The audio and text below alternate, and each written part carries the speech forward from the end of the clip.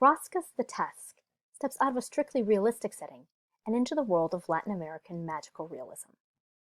Magical realism could be defined as a genre that takes naturalism or realism and combines it with the surreal, the fantastic.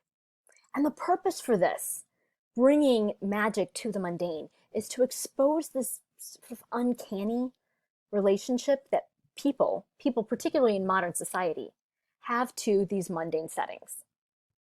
So, looking at the test, what are the surreal elements? First, it's the sorcerer giving the test, right? And what is the test? Let's back up.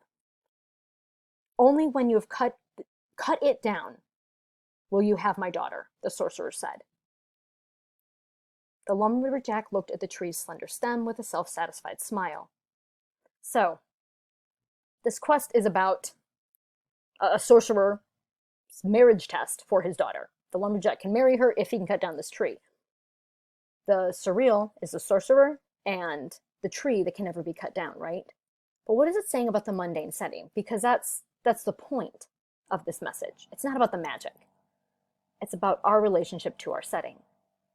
Well, the lumberjack becomes so focused on this activity that he forgets the goal of the activity, right?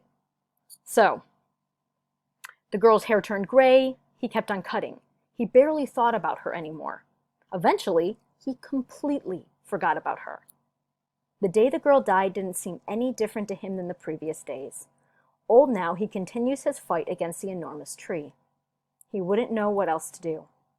The axe's silence would fill him with terror.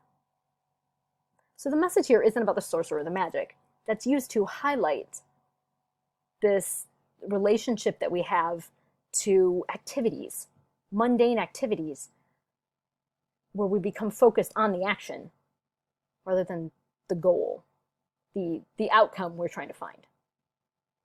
Think about that as you answer these discussion questions. One last thing to do as you're looking at these discussion questions is thinking about how this would look as a Twitter story. How would you tweet this story? Because Braska, one of the things that he's interested in now, something that he actually has a lecture on YouTube, is what would literature look like on Twitter? So we're going to follow his lead. And your last discussion question here, it's actually more of an activity, is do a tweet for a mock tweet for the test. So think about that, and I look forward to reading your answers. Have a great day.